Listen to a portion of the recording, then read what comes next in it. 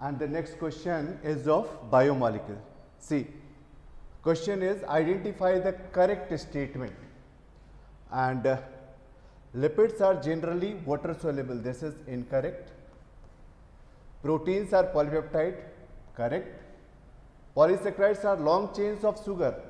Right. This is correct. Adenine and guanine are substituted purine, not pyrimidines. This is wrong.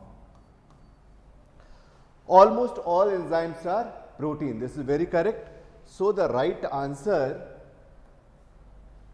should be BCE, and BCE is in option 2. So next question. Which of the following statements are not true regarding restriction endonuclease, right? So they are called molecular scissor, very correct. These are the enzymes responsible for restricting the growth of bacteriophage in E. coli. This is the definition of enzyme. So this is also correct, but we have to find out the incorrect statement. So A and B cannot be the answer. They cut the DNA only at the center. Only at the center. This is wrong. They may cut DNA at the center or slightly away from the center. So this statement is wrong, and this is the answer. They remove nucleotide only from the ends of DNA fragment. This function is catalyzed by exonuclease, and this enzyme is endonuclease. So this is again wrong statement. They recognize a specific palindromic base pair sequence. This is correct. So A, B and E are correct, but the question is which of the following statements are not true. So the answer should be option having C and D only. So right answer is 3. Right.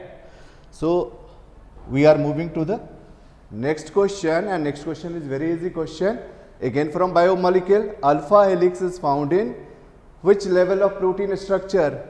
This is in secondary structure. So right answer is 4. So we are moving to the next question.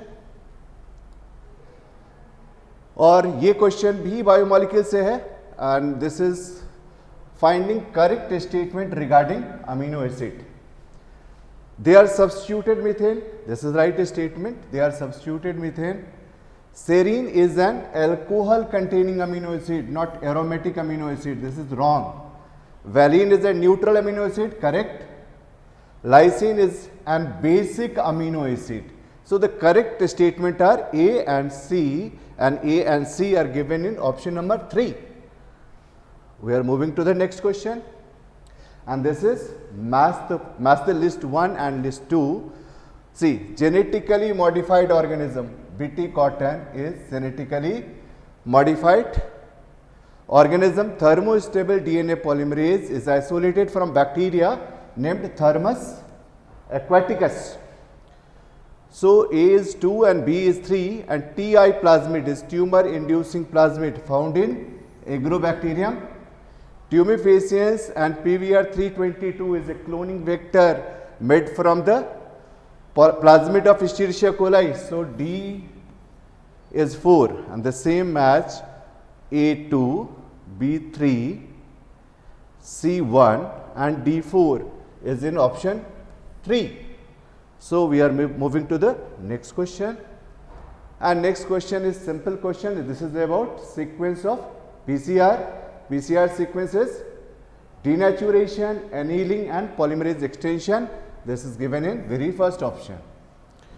So next question is again from biotechnology, and this is which of the following statements are correct with respect to DNA separation, isolation and visualization. Okay, the cutting of DNA done by molecular scissor, right? हमें ढूंढना है correct. So A is correct. The DNA fragment separates according to their size in an agarose upon electrophoresis. This is correct statement.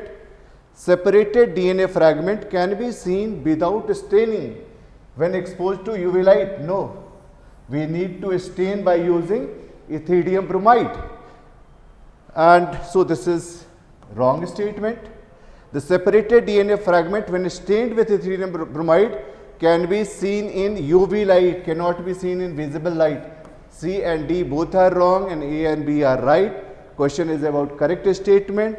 So the right answer is 4. So we are moving to the next question. And question number 8. This is from the chapter Biotechnology.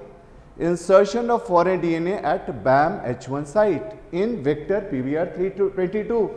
In vector PVR322, BAM H1 site is located within the tetracycline resistance giving gene sequence.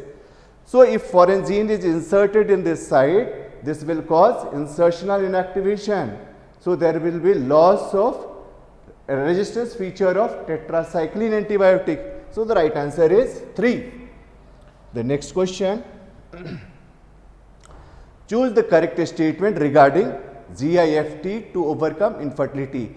This question is from reproductive health, subtopic assisted reproductive technology. Ova collected from female donor are transferred to the uterus. No, it cannot be transferred to the uterus. This is wrong. It is the transfer of an ovum collected from a donor into the fallopian tube of another female who cannot produce ovum but can provide suitable environment for fertilization and development. This is right. GIFT full form is gamete intrafallopian transfer. So this is transferred in fallopian tube. Early embryo. This is not transfer of early embryo. This is not the transfer of early embryo. So the right answer is 2. So the next question. This is from human evolution. Evolution of human appear parallel to the progressive development of brain and language skill. This is line of NCERT. As such, the evolution of individual species in the sequence of their appearances. So the correct sequence is Ramapithecus, Homo habilis, Homo erectus, Neanderthal and Homo sapiens. सबसे पहला question जो है ecology से है. The evil quartet of biodiversity loss includes which of the following. तो biodiversity and loss वाले chapter के अंदर कुछ रीजंस दिए गए थे जो मेन कोज थे बायोडाइवर्सिटी लॉस के, उसी के ऊपर ये क्वेश्चन है. तो देखते हैं कौन से हैं. ओवर एक्सप्लॉयटेशन ठीक है, एलियन स्पीसीज इन्वेजन ये भी ठीक है, एयर पॉल्यूशन नहीं है तो ये ऑप्शन कैंसिल हो जाएगा. सेकंड ऑप्शन में हैबिटेट लॉस एंड फ्रेगमेंटेशन बिल्कुल ठीक है, ओवर एक्सप्लॉयटेशन ये भी ठीक है, एलियन स्पीसीज इन्वेजन ये भी बिल्कुल ठीक है और को एक्सटिंक्शन भी ठीक है. तो इस तरीके से हमारा आंसर क्या जाना चाहिए, सेकंड जाना चाहिए. फिर भी हमें बाकी ऑप्शंस जरूर देखने चाहिए. हैबिटेट लॉस एंड फ्रेगमेंटेशन, इसमें एयर पॉल्यूशन की वजह से ये ऑप्शन नहीं होगा. फोर्थ ऑप्शन में ओवर एक्सप्लॉयटेशन है, एलियन स्पीसीज इन्वेजन है और सॉइल पॉल्यूशन है तो ये नहीं हो पाएगा. तो इस तरीके से ये जो क्वेश्चन है इविल क्वार्टेट पर, इसमें हमारा ऑप्शन क्या चला जाएगा, सेकंड. कौन कौन से हैं, habitat loss and fragmentation, over exploitation, alien species invasion and coextinction. तो चलिए अपन नेक्स्ट क्वेश्चन पर बढ़ते हैं. Which one of the following is the site for active ribosomal RNA synthesis. ये क्वेश्चन सेल बायोलॉजी से है, cell the unit of life वाला जो चैप्टर है वहां से है. न्यूक्लियोलस के फंक्शन पर डिपेंड करता है ये. तो न्यूक्लियस में क्रोमोसोम से हैं और वहीं पर ही एक सेल ऑर्गेनेल होता है जिसे हम क्या बोलते हैं, न्यूक्लियोलस. न्यूक्लियोलस का क्या काम है, आरआरएनए बनाना एंड जो प्रोटीन्स बनते हैं उन्हें असेंबल करके किसकी फॉर्मेशन करना, राइबोसोम्स की फॉर्मेशन करना. तो यहां पर हमसे क्या पूछा है, site for active RNA synthesis. तो राइबोसोमल आरएनए कहां पर बनता है, न्यूक्लियोलस में. वेरी फर्स्ट ऑप्शन ही यहां पर गिवन है. क्रोमेटिन नहीं होगा, सेंट्रोसोम नहीं होगा, काइनेटोकोर नहीं होगा. क्रोमेटिन हम किसे बोलते हैं, न्यूक्लियस में जो भी ये क्रोमेटिन फाइबर्स का नेटवर्क है इसे हम क्या बोलते हैं, क्रोमेटिन. सेंट्रोसोम जो है वो क्या है, एक सेल ऑर्गेनेल है जो क्या काम करेगा, सेल डिवीजन करवाने में हेल्प करेगा. और काइनेटोकोर जो है वो क्या होता है, जब हम क्रोमोसोम की स्ट्रक्चर देखते हैं तो वहां पर एक प्रोटीनेशियस डिस्क होती है जहां पर स्पिंडल फाइबर्स क्या होते हैं, अटैच होते हैं. इस क्वेश्चन में हमसे क्या पूछा है, कि राइबोसोमल आरएनए कहां पर बनता है, तो क्लियर कट आंसर चला जाएगा क्या, न्यूक्लियोलस।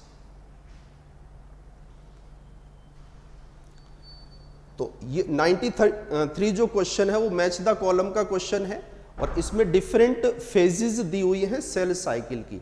तो यानी कि एनसीईआरटी 11th एनसीईआरटी का जो 10th चैप्टर था cell division and cell cycle, वहां से ये क्वेश्चन है, सेल साइकिल की डिफरेंट फेजेस जो हैं उनके बारे में पूछा है।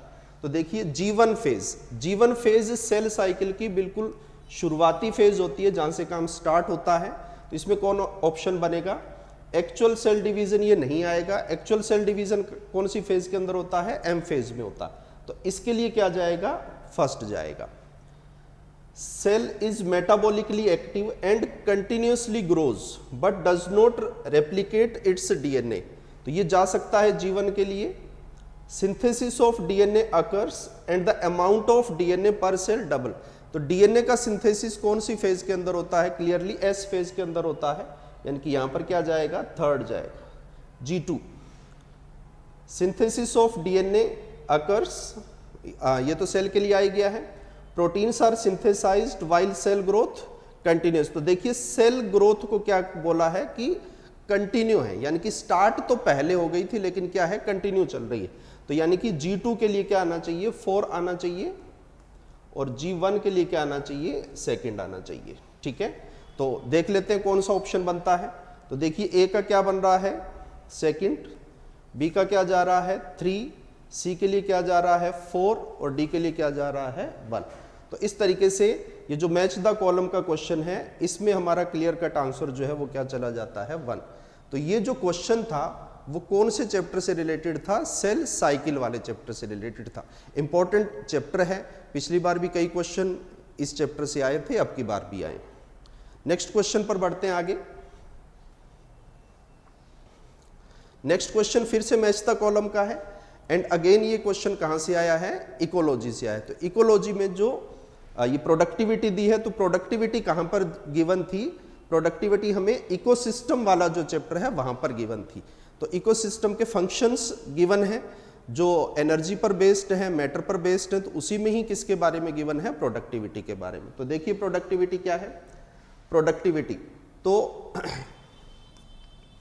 Gross primary productivity minus respiratory loss, ये नहीं होगा। जब रेस्पिरेटरी लॉस को हम माइनस करते हैं तो उसे हम नेट प्राइमरी प्रोडक्टिविटी कहते हैं, यानी कि फर्स्ट के लिए जो है वो तो क्या जाना चाहिए, ये बी जाना चाहिए। Okay, rate of formation of new organic matter bye consumers. तो जब कंज्यूमर्स बायोमास का सिंथेसिस करते हैं, नया मैटर ऑर्गेनाइज करते हैं, इसे हम सेकेंडरी प्रोडक्टिविटी बोलते हैं। ओके, तो देखते हैं किस में दिया है सेकेंडरी प्रोडक्टिविटी, डी में दिया है, यानी कि इसके लिए क्या चला जाएगा, सेकंड चला जाएगा। Rate of bio production, biomass production, तो रेट ऑफ बायोमास प्रोडक्शन जो है उसी को क्या बोलते हैं, प्रोडक्टिविटी बोलते हैं। तो यानी कि जो ए है उसके लिए ऑप्शन कौन सा जाना चाहिए, थर्ड जाना चाहिए इधर। अब देखते हैं इसमें से कौन सा बचा है, सी बचा है, ग्रोस प्राइमरी प्रोडक्टिविटी। तो ग्रोस प्राइमरी प्रोडक्टिविटी क्या होती है कि गिवन टाइम पीरियड में कितना फोटोसिंथेसिस हुआ है उसे क्या बोलते हैं, ग्रोस प्राइमरी प्रोडक्टिविटी बोलते हैं। इसमें से माइनस जब हम रेस्पिरेटरी लॉस करते हैं तो वो क्या कहलाता है, नेट। तो यहां पर हमें ग्रोस के बारे में इसने पूछा है। तो rate of production of organic matter during photosynthesis, तो ये जो है वो किस में चला जाएगा, ग्रोस प्राइमरी प्रोडक्टिविटी के अंदर चला जाएगा। ठीक है, दोबारा से देख लेते हैं। प्रोडक्टिविटी की डेफिनेशन जो है वो कहां पर गिवन है, थर्ड में गिवन है। रेट ऑफ बायोमास प्रोडक्शन जहां पर दिया है। नेट प्राइमरी प्रोडक्टिविटी जो है वो किस में गिवन है, फर्स्ट में, जिसमें ग्रोस प्राइमरी प्रोडक्टिविटी माइनस क्या कर दिया है, respiratory losses. Gross primary productivity जो है किसके अंदर गिवन है, फोर्थ में, जिसमें बोला है कि rate of production of organic matter, यानी कि बायोमास बनना during photosynthesis. Okay, and secondary productivity जो है वो किसके अंदर दी हुई है, कंज्यूमर के अंदर, rate of formation of new organic matter bye consumers. तो इस तरीके से हमारा ऑप्शन बन जाएगा 3142, 3142, यानी कि सेकंड ऑप्शन जो है 94th क्वेश्चन का आंसर जाएगा। नेक्स्ट क्वेश्चन पर बढ़ते हैं। Which of the following statement are correct. तो ये स्टेटमेंट बेस्ड क्वेश्चन है, तो यानी कि पेपर बैलेंस्ड है, एनसीईआरटी बेस्ड है, एनसीईआरटी के डायरेक्ट कंटेंट से आया है, तो डायरेक्ट ऑब्जेक्टिव टाइप क्वेश्चंस भी हैं, मैच द कॉलम टाइप के क्वेश्चन भी हैं एंड स्टेटमेंट बेस्ड भी हैं। तो देखते हैं क्या क्या स्टेटमेंट्स हैं इसके अंदर। The Amazon rain forest being cut, again ये क्वेश्चन जो है देखने से पता चल रहा है कहाँ कौन से चैप्टर से है, बायोडाइवर्सिटी वाले चैप्टर से है। वहां पर भी बायोडाइवर्सिटी लॉस के जो इविल क्वाड्रेट थे जो अपन ने शुरुआत के क्वेश्चन में देखा, उसी के एग्जाम्पल में से ये क्वेश्चन आया है। ओके, तो the Amazon rain forest being cut and cleared for cultivation of soybean is an example of habitat loss. बिल्कुल ठीक है ये। तो सोयाबीन का कल्टीवेशन करने के लिए क्या किया गया था, अमेजोन के बहुत सारे एरिया को कट कर दिया गया था, तो हैबिटेट लॉस का एग्जाम्पल हो गया ये। Steller sea cow and passenger pigeon become extinct due to over exploitation by humans. Over exploit एक होता है सस्टेनेबल डेवलपमेंट। सस्टेनेबल डेवलपमेंट का मीनिंग है कि हम नेचर से जो कुछ भी ले रहे हैं वो हम स्लो रेट पर लें ताकि नेचर उसको रिकवर कर पाए। और जब हम ओवर एक्सप्लॉयट करते हैं तो यानी कि हमारी रेट जो है वो क्या हो जाती है, फास्टर हो जाती है, नेचर उसको हील नहीं कर पाती। तो ये दोनों ही स्पीसीज जो है वो इसी वजह से क्या हुई थी, एक्सटिंक्ट हुई थी। द नीले perch introduced into lake Victoria in East Africa helped in population growth of cichlid fish in the lake। ये यहाँ पर इनकरेक्ट स्टेटमेंट है। क्यों? क्योंकि नीले पर्च का जब इंट्रोडक्शन किया गया था लेक विक्टोरिया में, तब क्या हुआ था, 200 से भी ज़्यादा स्पीसीज जो हैं वो क्या हो गई थी, एक्सटिंक्ट हो गई थी। जबकि इस ऑप्शन में हमें क्या दिया है कि इसने पॉपुलेशन ग्रोथ में क्या करी, हेल्प करी। तो इस तरीके से ये जो स्टेटमेंट है ये क्या होगा, इनकरेक्ट होगा। नेक्स्ट पर चलते हैं। Water hyacinth is an invasive species. Yes, इसको ब्राजील से लाया गया था। जो वाटर हाइसिंथ है, जिसे आइकॉर्निया भी बोल देते हैं, तो इसके जो फ्लावर्स हैं वो बहुत ब्यूटीफुल होते हैं। तो जो ब्रिटिशर्स थे वो 1890s के अंदर इसको लेकर के आए थे इंडिया के अंदर, और क्योंकि ये एक बहुत ज़्यादा रैपिडली वेजिटेटिव ग्रोथ करता है, इसलिए ये जो भी पॉन्ड्स हैं, रिवर्स हैं, उनके अंदर बहुत तेज़ी से फैलता है और ये उनको ब्लॉक कर देता है। तो सबसे बड़ी जो प्रॉब्लम है वो क्या है, वाटर हाइसिंथ, इसे टेरर ऑफ बंगाल भी बोलते हैं। तो ये बिल्कुल ठीक है option. When a species becomes extinct the plant and animal species associated with it are not affected. तो ये इनकरेक्ट हो गया यहाँ पर, क्योंकि जब एक स्पीसीज एक्सटिंक्ट होती है तो उसके साथ जो भी प्लांट, एनिमल या अदर स्पीसीज हैं, वो एक पूरा इकोसिस्टम होता है, वो पूरा इकोसिस्टम उससे डिस्टर्ब हो जाता है। तो इस तरीके से इस क्वेश्चन में सी एंड ई स्टेटमेंट जो है वो क्या है, इनकरेक्ट है। क्वेश्चन में हमसे ये पूछा है करेक्ट स्टेटमेंट कौन कौन से हैं, तो यानी कि ए, बी एंड डी जो है वो क्या होना चाहिए, करेक्ट होना चाहिए, जो किसमें गिवन है, सेकंड ऑप्शन के अंदर ये क्लियरली गिवन है। तो इस तरीके से 95th क्वेश्चन का आंसर जो है वो क्या जाएगा, सेकंड ऑप्शन जाएगा। क्लियर है? तो अब अपने नेक्स्ट क्वेश्चन पर बढ़ते हैं। How many ATP and NADPH molecules are required to make one molecule of glucose through the Calvin pathway, through the C3 pathway. Okay, तो फोटोसिंथेसिस वाले चैप्टर से क्वेश्चन है, डार्क रिएक्शन का क्वेश्चन है। तो देखिए, यदि अपन देखें तो 6 CO2 रिक्वायर्ड होती है क्या करने के लिए, पूरा केल्विन साइकिल रन करके एक ग्लूकोज की फॉर्मेशन करने के लिए। ओके, तो जब 6 CO2 का कंट्रीब्यूशन होता है तो इनिशियली 12 ATP यूज होती है एंड 12 NADPH यूज होते हैं। रिडक्शन फेज में ये चीजें यूज होती है। बाद में जब रीजनरेशन फेज होता है उस टाइम पर 6 ATP जो है वो फिर से क्या हो जाती हैं, कंज्यूम हो जाती हैं।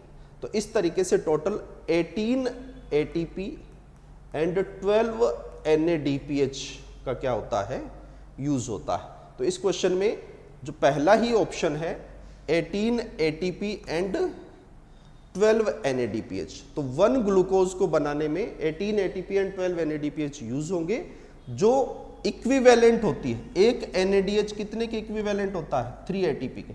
तो इस तरीके से 18 + 36 यानी कि अप्रोक्सीमेटली 54 ATP इक्विवेलेंट होता है। ओके, लेकिन इस क्वेश्चन में इक्विवेलेंट नहीं पूछा है, डायरेक्टली पूछा है कितने एटीपी यूज होंगे एंड कितने एनएडीपीएच यूज होंगे। तो 1 ग्लूकोज के लिए 18 एटीपी एंड 12 एनएडीपीएच का यूज होगा। नेक्स्ट क्वेश्चन फिर से मैच द कॉलम टाइप का क्वेश्चन है। तो इस तरीके से पेपर बैलेंस्ड है क्योंकि इसमें थोड़े कैलकुलेटिव टाइप के क्वेश्चंस भी हैं, स्टेटमेंट वाले क्वेश्चन भी हैं और मैच द कॉलम के भी क्वेश्चंस हैं। तो अगेन ये क्वेश्चन जो है वो कहां से आया है, इकोलॉजी से ही आया है। ये मिनरल रिसाइकलिंग डीकंपोजिशन उससे रिलेटेड क्वेश्चन है, यानी कि इकोसिस्टम वाला जो चैप्टर है उसमें इकोसिस्टम के फंक्शन से रिलेटेड ये क्वेश्चन है। तो देखिए क्या क्या इसके अंदर मैच करना है। लिस्ट 1 में दिया है डीकंपोजिशन। तो डीकंपोजिशन क्या है, पूरी अर्थ पर जो भी मैटर है वो कांस्टेंट है, कंजर्वेशन ऑफ मैटर का लॉ एप्लीकेबल होता है। तो जब एक ऑर्गेनिज्म डेड होता है तो उसके मैटर को ही रिसाइकिल्ड करते हैं ताकि न्यू ऑर्गेनिजम्स प्रोड्यूस हो सके। तो डेट्राइटस में जो कॉम्प्लेक्स ऑर्गेनिक मैटर है उसका धीरे धीरे ब्रेकडाउन किया जाएगा, कब तक, जब तक वो इनऑर्गेनिक मैटर या मिनरल्स के अंदर कन्वर्ट नहीं हो जाए। तो देखते हैं कौन से ऑप्शन के अंदर है। थर्ड जो ऑप्शन है यहां पर, breaking down of complex organic matter into inorganic substances, ये जो है वो क्या है, डीकंपोजिशन है। नेक्स्ट देखते हैं डेट्राइटस। डेट्राइटस क्या है, रॉ मटेरियल है जिसके ऊपर डीकंपोजिशन होगा, उसी रॉ मटेरियल को हम क्या कहते हैं, डेट्राइटस कहते हैं। तो देखते हैं इसमें कौन सा ऑप्शन है। Dead remains of plants and animals including faecal material, उनके जो भी डेड बॉडीज हैं, फीकल मटेरियल हैं या कोई लीव्स वगैरह गिर गई हैं, वो सब कलेक्टिवली क्या कहलाता है, डेट्राइटस, जो रॉ मटेरियल है किसका, डीकंपोजिशन के लिए। तो इसमें फोर्थ जाएगा सेकंड के लिए मिनरलाइजेशन। मिनरलाइजेशन लास्ट स्टेप होता है डीकंपोजिशन का, जिसमें जितने भी मिनरल्स हैं वो रिलीज हो जाते हैं। तो बिल्कुल लास्ट स्टेप जो है वो मिनरलाइजेशन है। तो यहां पर release of inorganic nutrients by the activity of microbes in soil. पूरा डीकंपोजिशन मेनली कौन करवाते हैं, माइक्रो ऑर्गेनिजम्स। ये सेप्रोफिटिक माइक्रो ऑर्गेनिज्म होते हैं जिनमें मेनली बैक्टीरिया एंड फंजाई आते हैं, और इस टाइप के माइक्रो ऑर्गेनिजम्स को हम क्या बोलते हैं, डीकंपोजर्स बोलते हैं। जो भी डीकंपोजिशन करवाते हैं उन माइक्रो ऑर्गेनिज्म को क्या बोलते हैं, डीकंपोजर्स। तो यहां पर सेकंड चला जाएगा ह्यूमिफिकेशन। जब डेट्राइटस में चीजों को मॉर्फोलॉजिकली आइडेंटिफाई कर सकते हैं, लेकिन जब कुछ लेवल तक का डीकंपोजिशन हो जाता है तो एक डार्क कलर्ड का एमॉर्फस सब्सटेंस बनता है जिसमें आप आइडेंटिफाई नहीं कर पाते कि इनिशियली ये क्या चीज थी।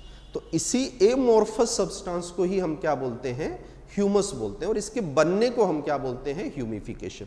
तो ह्यूमिफिकेशन तक का जो प्रोसेस है वो फास्ट होता है। जो चीज़ें डीकंपोज हो सकती थी वो जल्दी जल्दी हो जाती हैं, उसके बाद में ये प्रोसेस वेरी स्लो हो जाता है। तो ह्यूमस जो है वो रिजर्वोयर होता है न्यूट्रिएंट्स का, क्योंकि डीकंपोजिशन की रेट उसमें क्या हो जाती है, वेरी स्लो हो जाती है। ओके, तो यहां देखते हैं accumulation of dark coloured amorphous colloidal substance. Okay, colloidal है, वाटर को एब्जॉर्ब कर सकता है, ना पूरी तरीके से सॉलिड टाइप का होता है ना पूरी तरीके से लिक्विड टाइप का होता है, इसलिए ये टर्म्स यूज करते हैं। डार्क कलर्ड है, एमॉर्फस है, कोलॉइडल सब्सटेंस है। तो यानी कि ह्यूमिफिकेशन के लिए कौन सा जाएगा, फर्स्ट जाएगा यहां पर। तो डीकंपोजिशन जो है वो क्या है, ब्रेकडाउन है कॉम्प्लेक्स मैटर का। डेट्राइटस जो है वो क्या है, डेड रिमेन्स है जहां पर डीकंपोजिशन स्टार्ट होगा। मिनरलाइजेशन क्या है, रिलीज ऑफ इनऑर्गेनिक न्यूट्रिएंट्स हैं, एंड ह्यूमिफिकेशन जो है वो क्या है, एक्यूमुलेशन ऑफ ह्यूमस है। ओके, तो ये ऑप्शन देखते हैं अब, ए का 3, बी का 4। तो ए का 3 है, बी का 4 है, सी का 2 है और डी का क्या है, 1 है। तो यानी कि यस, तो 99 जो क्वेश्चन है उसके अंदर आंसर कितना जाएगा, थर्ड आंसर चला जाएगा। तो नेक्स्ट क्वेश्चन पर बढ़ते हैं आप अपने। In which one of the following the ovules are not enclosed by an ovary wall and remain exposed? तो जो प्लांट किंगडम है उसमें 5 डिविजन्स हैं, algae, bryophyte, pteridophytes, gymnosperm and angiosperm. इनमें से up to pteridophyte non seeded plant होते हैं, इनमें सीड की फॉर्मेशन नहीं होती है। जबकि जो जिम्नोस्पर्म एंड एंजियोस्पर्म है ये बोथ कौन से प्लांट हैं, सीडेड प्लांट है। ग्रीक वर्ड स्पर्मा का मीन्स सीड होता है और जिम्नोस का जो मीनिंग है वो क्या होता है, नेकेड होता है। तो जिम्नोस्पर्मा का मीनिंग हुआ कि ओव्यूल्स क्या है, नेकेड हैं, यानी कि ओवरी से कवर्ड नहीं होते। तो इनमें से सिलेजिनेला जो है वो क्या है, टेरिडोफाइट है। फ्यूनेरिया जो है वो क्या है, एक मोस है। तो इन दोनों में तो बनता ही नहीं है सीड। पाइनस इसका आंसर होगा, पाइनस में सीड बनते हैं और सीड नेकेड होते हैं। सीड की ही यंग स्टेज को हम क्या बोलते हैं, ओव्यूल। ओव्यूल ओवरी से कवर्ड होना चाहिए एंजियोस्पर्म में, और सीड फ्रूट की वॉल से होना चाहिए। ओके, और वुल्फिया जो है वो क्या है, एंजियोस्पर्म है। तो इस तरीके से इस क्वेश्चन में जिसमें ये कहा है कि ovules not enclosed bye ovary wall, क्या जाएगा, जिम्नोस्पर्म जाएगा, और जिम्नोस्पर्म जो है वो क्या है, यहां पर पाइनस गिवन है। ओके, नेक्स्ट क्वेश्चन पर बढ़ते हैं। तो नेक्स्ट क्वेश्चन देखते ही अपने को अगेन मैच द कॉलम का क्वेश्चन है। मार्जिनल एक्साइल, ये सब प्लेसेंटेशन दे रखे हैं, तो मॉर्फोलॉजी पर बेस्ड क्वेश्चन है। मॉर्फोलॉजी में जब आप मॉर्फोलॉजी ऑफ फ्लावर पढ़ते हैं और उसमें भी जब हम किसके बारे में स्टडी करते हैं, गायनोशियम की, तो वहां हम डिफरेंट टाइप के प्लेसेंटेशन देखते हैं। तो देखिए कौन कौन से प्लेसेंटेशन दिए हैं यहाँ पर। मार्जिनल प्लेसेंटेशन, मार्जिनल प्लेसेंटेशन कौन सी फैमिली के अंदर होता है, लेग्यूमिनोसी फैमिली के अंदर। ओके, तो लेग्यूमिनोसी फैमिली में यहाँ पर जो मेंबर है वो कौन है, पी है, यानी कि मार्जिनल प्लेसेंटेशन के लिए कौन सा मेंबर चला जाएगा, पी चला जाएगा। ओके, एक्साइल जो प्लेसेंटेशन है, एक्साइल प्लेसेंटेशन बहुत सारी फैमिलीज के अंदर होता है। जब आप G2 वाली कंडीशन देखते हैं एक्साइल प्लेसेंटेशन के अंदर, वो सोलेनेसी के अंदर मिलता है। जब आप G3 देखते हैं वो लिलिएसी में भी होता है, यूफोर्बिएसी में भी होता है। G4 की आप बात करते हैं तो वो लेबिएटी यानी कि तुलसी वाली फैमिली में होता है। G5 की जब आप बात करते हैं तो वो मालवेसी में है, यानी कि जो चाइना रोज वाली फैमिली है उसके अंदर होता है। और G मैनी की जब आप बात करते हैं तो वो किसके अंदर होता है, लेमन में, सिट्रस के अंदर, इनके अंदर प्रेजेंट होता है। तो यहां देखिए कौन सा गिवन है, लेमन गिवन है, यानी कि एक्साइल जो प्लेसेंटेशन है वो किसके अंदर होगा, लेमन के अंदर होगा। तो बी के लिए क्या जाएगा, फोर्थ को हमें सेलेक्ट करना है। Now parietal placentation, parietal placentation क्या है कि कार्पल्स इस तरीके से फ्यूज होंगी कि जो ओव्यूल्स है वो कहां पर प्रेजेंट होंगे, पेरीफेरी पर प्रेजेंट होंगे। तो ये हमारे सिलेबस में ब्रेसिकेसी जो फैमिली थी उसमें पेराइटल प्लेसेंटेशन था। तो इसमें से कौन सा है, मस्टर्ड जो है इसमें, वो कौन सी फैमिली में आता है, ब्रेसिकेसी फैमिली में आता है। तो इस तरीके से इसके लिए क्या ऑप्शन जाएगा, फर्स्ट ऑप्शन जाएगा। Now basal placentation, basal placentation सबसे एडवांस प्लेसेंटेशन है। सबसे प्रिमिटिव प्लेसेंटेशन सुपरफिशियल होता है जो अपने एनसीईआरटी में गिवन नहीं है। सबसे एडवांस कौन सा होता है, बेसल। तो बेसल प्लेसेंटेशन कंपोजिटिव फैमिली के अंदर मिलता है, जिसे एस्ट्रेसी बोलते हैं, जिसमें सनफ्लावर है, मारीगोल्ड है, ये सब किस में आते हैं, कंपोजिटिव फैमिली के अंदर। और बेसल साथ ही साथ किस में मिलेगा, ग्रेमिनी या पोएसी में, जिसमें सारी ग्रासेस आते हैं, सारे अनाज आते हैं। तो यहाँ पर देखते हैं बेसल का क्या दिया है, तो मारीगोल्ड दिया है, जो गेंदा होता है जिसको हम बोलते हैं, उसमें जो प्लेसेंटेशन है वो किस टाइप का होता है, बेसल टाइप का होता है। कैपिटुलम टाइप का इसमें इन्फ्लोरेसेंस होता है, सबसे एडवांस। तो देखिए क्या ऑप्शन बनेगा, मार्जिनल जो है वो किसके अंदर जाएगा,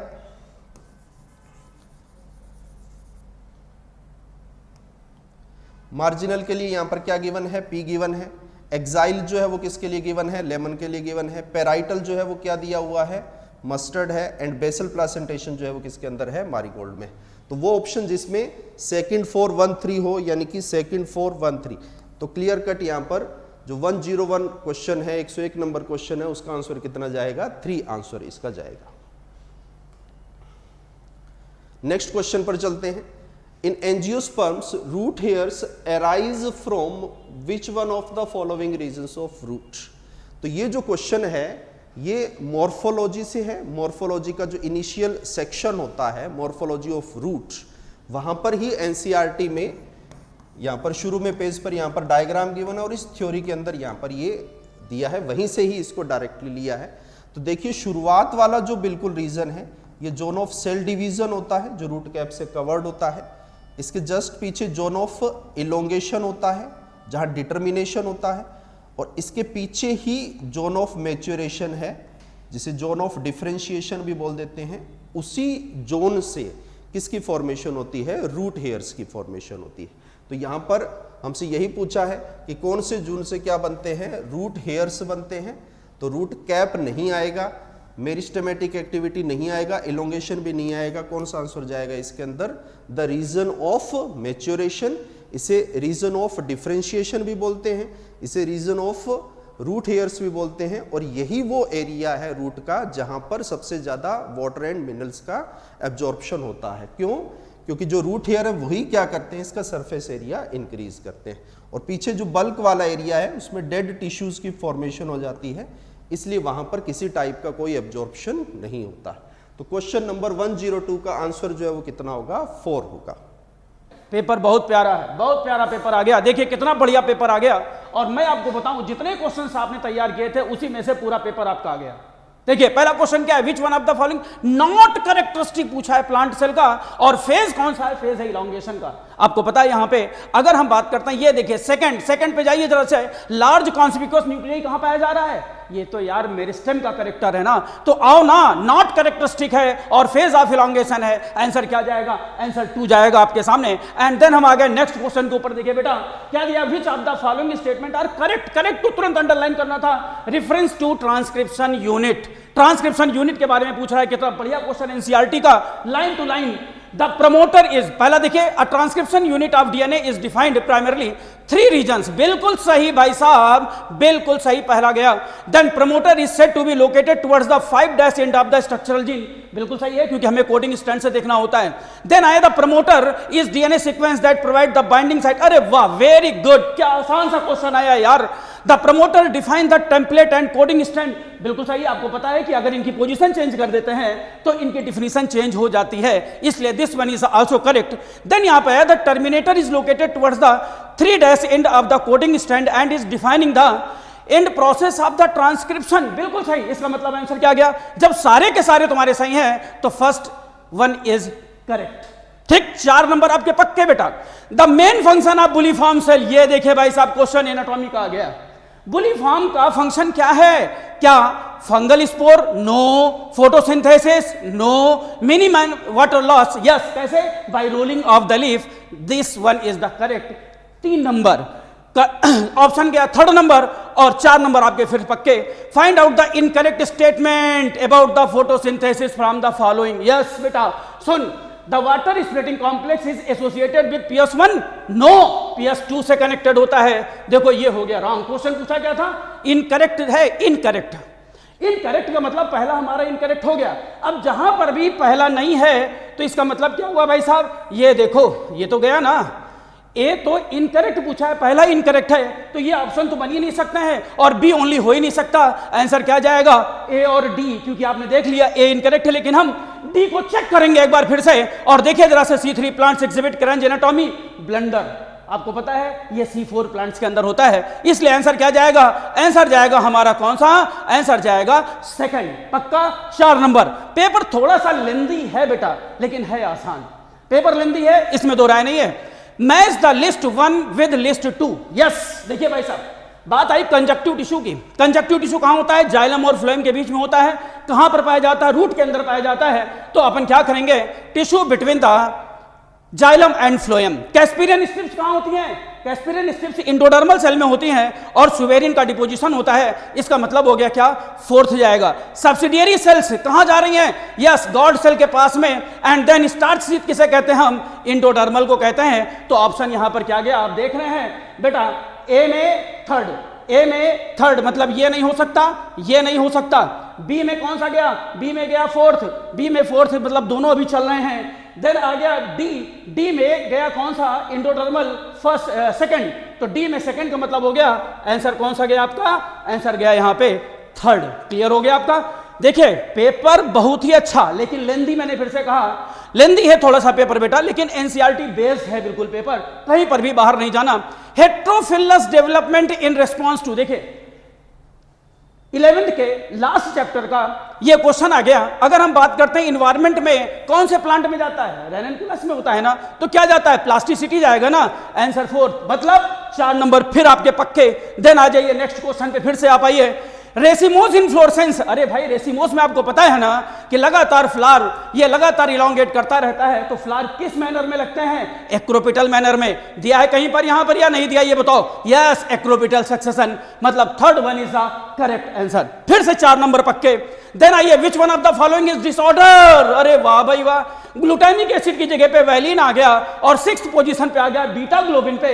यार रटा हुआ क्वेश्चन है मेरे भाई, क्या जाएगा, sickle cell anaemia. Third one is the correct. Next पर आते हैं फिर से हम, match the following list. Yes, incomplete dominance, co dominance, pleiotropy joint, polygenic inheritance. Polygenic inheritance के लिए देखिए यहां पे ह्यूमन स्किन कलर पे हम चले गए, और अगर हमें आसान बनाना है क्वेश्चन को, आप देखिए ना डी में पहला, और मुझे लग रहा है कि डी में कहीं पर भी फर्स्ट नहीं दिया हुआ, एक को छोड़कर, मतलब आंसर 1 इज करेक्ट। क्लियर, आगे बढ़ते हैं, आगे बढ़ते जाते हैं, देखिए जरा से। देन वहां पर आ गया, arrange the following in the current developmental sequences. Development sequences किसका है, माइक्रोस्पोरोजेनेसिस का है। आप देखिए यहां पर क्या होने जा रहा है। अगर हम बात करें बेटा, सबसे पहले हमारे पास स्पोरोजिनस टिश्यू होता है, मतलब हमारे पास गया बी सबसे पहले।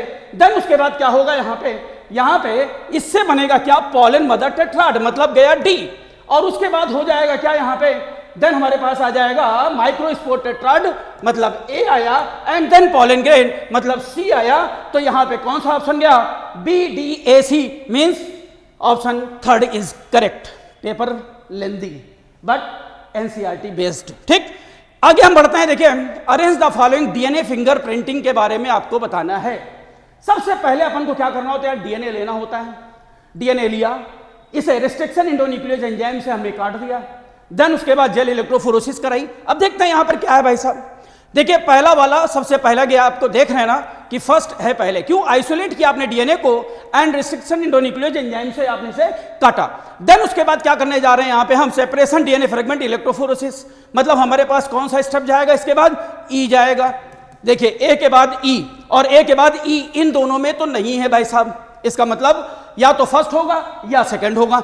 देन उसके बाद आते हैं हम, फिर हमने क्या किया, ए और ई, ए हो गया, ई हो गया। देन उसके बाद अपन को देखना है यहां पे क्या, इसको हमने भेज दिया सिंथेटिक मेम्ब्रेन पे, मतलब आ गया सी, इसके आगे आ गया यहां पर सी, एंड यहां से ये क्लियर हो गया कि हमारे पास ऑप्शन 1 इज करेक्ट। देखा आपने, बहुत टाइम आपको नहीं लगाना था, बहुत आसान था पेपर, ऐसा नहीं है कि पेपर टफ था, लेकिन मैंने कहा क्या, लेंदी था। अगर आप सब पढ़ेंगे तो डिले होता जाएगा। क्लियर है, यहां पे आपको यह पता है molecular genetic and species level diversity product of economic importance is called the, अरे यार डिफिनीशन पे क्वेश्चन आ गया, एनसीईआरटी की लाइन है बायो प्रोस्पेक्टिंग। क्लियर हो गया, तो आंसर क्या गया यहां से आंसर गया 4। नेक्स्ट पे आते हैं बेटा हम, which of the following statement are true पूछा है भाई साहब, ट्रू ट्रू ट्रू किसके लिए, सेक्स डिटर्मिनेशन के लिए पूछा गया है इन हनी बी, हनी बी के लिए पूछा है इसी।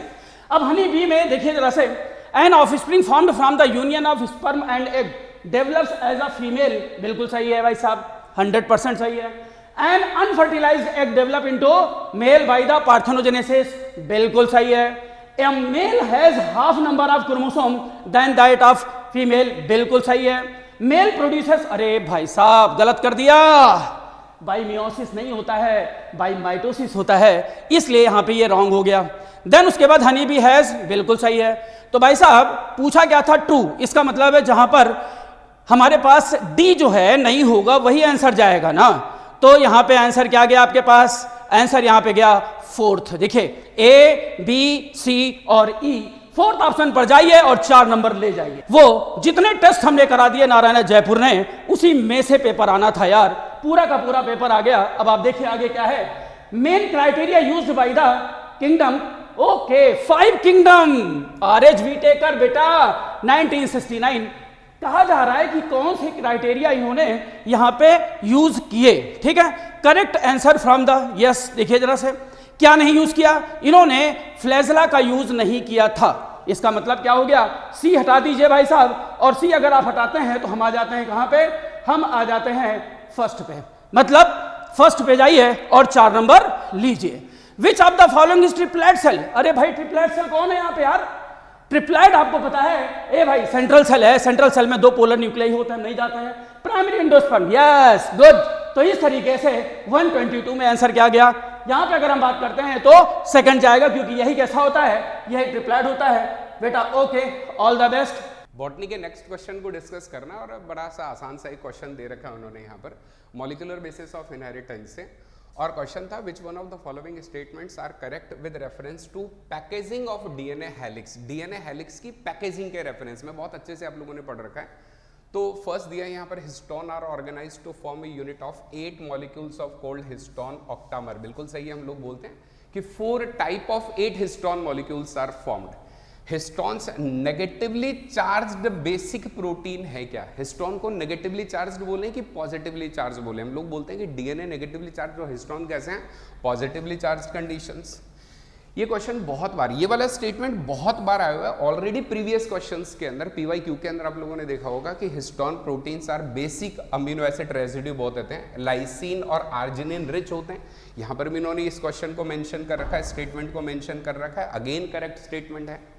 देन आफ्टर दिया है यहाँ पर पॉजिटिवली चार्ज डीएनए। अब इन दोनों चीजों को मैच करो, जब हिस्टोन को हम लोग बेसिक प्रोटीन को नेगेटिवली चार्ज नहीं बोल रहे तो डीएनए को क्या बोलेंगे हम लोग यहाँ पर? Negatively charge. तो अगेन ये भी क्या हो गया यहाँ पर? The packaging of chromatin at higher level require additional set of proteins. इसका मतलब कौन कौन से स्टेटमेंट सही हो गए आप लोगों के? ए, सी और ई, और ए, सी और ई के अकॉर्डिंग बेटा आंसर क्या जाएगा? सेकंड। नेक्स्ट क्वेश्चन देखिए यहाँ पर। नेक्स्ट क्वेश्चन भी अगेन आपके एनसीईआरटी से बायोडाइवर्सिटी और कंजर्वेशन वाले टॉपिक से बहुत ही आसान सा क्वेश्चन था। और क्वेश्चन था कि इन सीटू कंजर्वेशन मेथड्स कौन कौन से हैं? तो इन सीटू कंजर्वेशन मेथड्स में एक तो हम लोग बोलते हैं सेक्रेड ग्रुप, बट ये जितने भी दिए इन्होंने यहाँ पर देखो, सीड बैंक हो, बोटेनिकल गार्डन हो, वाइल्ड लाइफ सेंचुरीज हो, ये सारे के सारे क्या होते हैं? Ex situ. और एक अकेला जो बचा यहाँ पर इन सीटू कंजर्वेशन के मेथड में, वो क्या रहेगा? सेक्रेड ग्रुप, जिसको हम लोग बोलते हैं पवित्र उपवन। तो क्वेश्चन का आंसर क्या जाएगा यहाँ पर? First option. नेक्स्ट अगला क्वेश्चन था मॉलिक्यूलर बेसिस ऑफ इनहेरिटेंस से। इस चैप्टर से काफी सारे क्वेश्चंस हैं, नियर अबाउट 5 to 6 क्वेश्चंस हम लोगों ने अभी तक काउंट किए हैं कि लैक ऑपेरॉन से क्वेश्चन पूछा उन्होंने।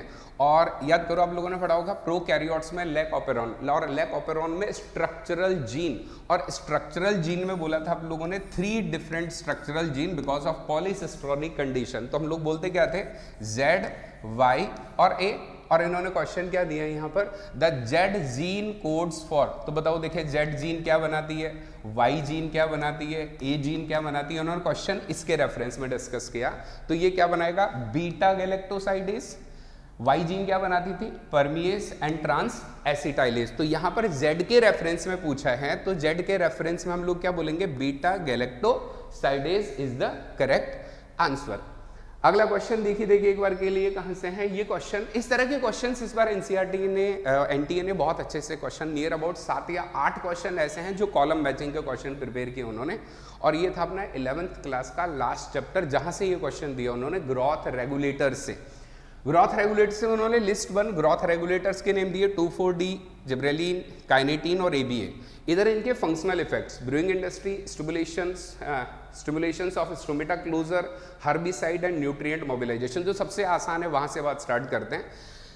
स्टोमेटा क्लोजर का जो फंक्शन है ना, वो किसका रहेगा? ABA। याद करो, स्ट्रेस हार्मोन बोल करके आप लोगों ने इस बात को किया था। तो D के साथ क्या आएगा? हमेशा ही सेकंड। D के साथ सेकंड के आपके पास में 2 ऑप्शंस हैं।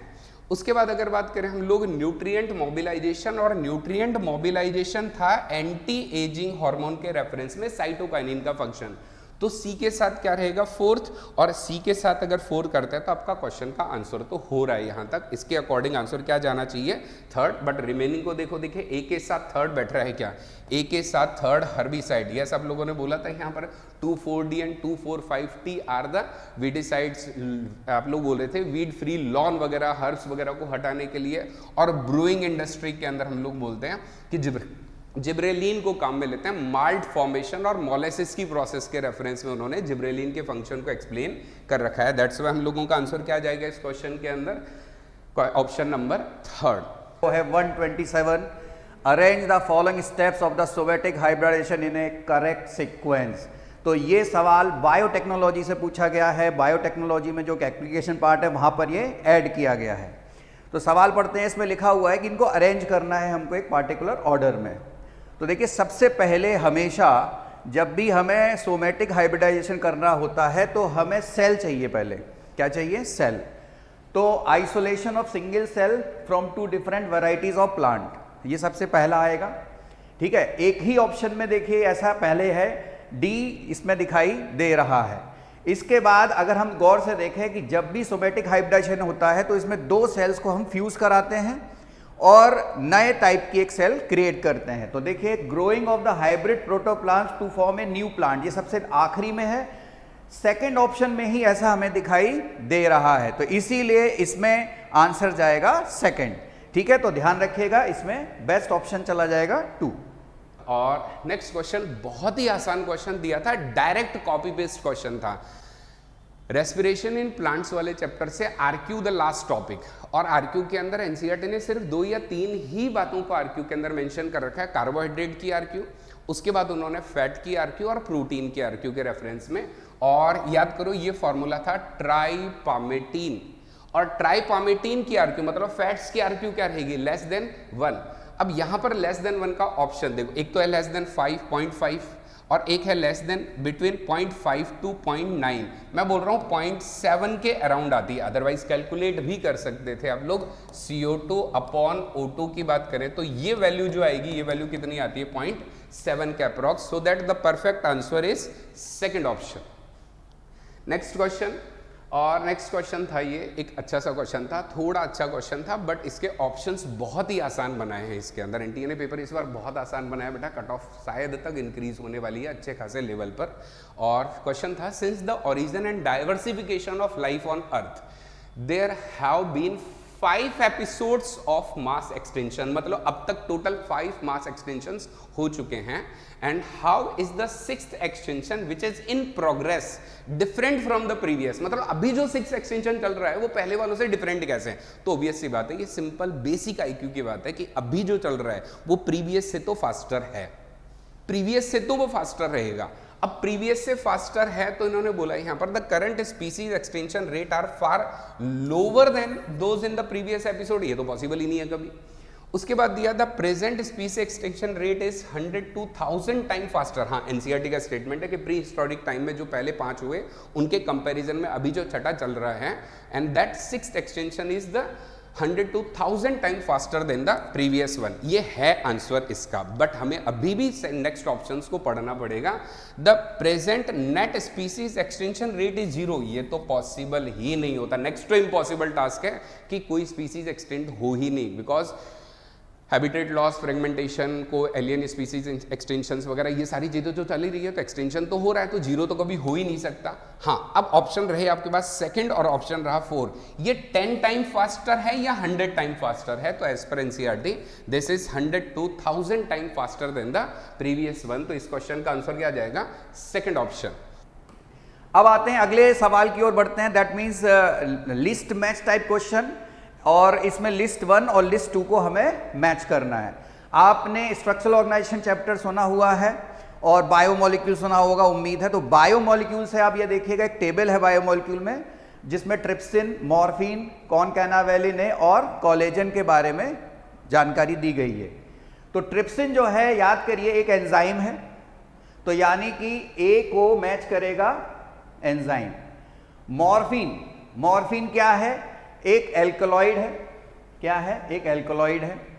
और कोलेजन क्या है? इंटरसेलुलर ग्राउंड सब्सटेंस है। तो अगर आप इसको मैच कराएंगे तो आप देखिएगा, ए से बताइए कौन मैच कर रहा है? एंजाइम। तो एक के साथ 3 में ये दोनों ही कॉम्बिनेशन हमको दिखाई यहां पे दे रहे हैं। उसके बाद अगर हम बात करें कोलेजन, तो डी के साथ कौन है? 1। तो डी के साथ 1 है, तो यानी इन दोनों ऑप्शन में ही आपको 1 दिखाई दे रहा है। तो यानी कि अब हमें 1 और 3 में डिफरेंशिएशन करना है, तो वो कैसे करेंगे? अब कॉनकैनावेलिन ए जो है, याद करिए, ये लेक्टिन है। ये क्या है? लेक्टिन है। तो यानी कि सी का जाएगा 2।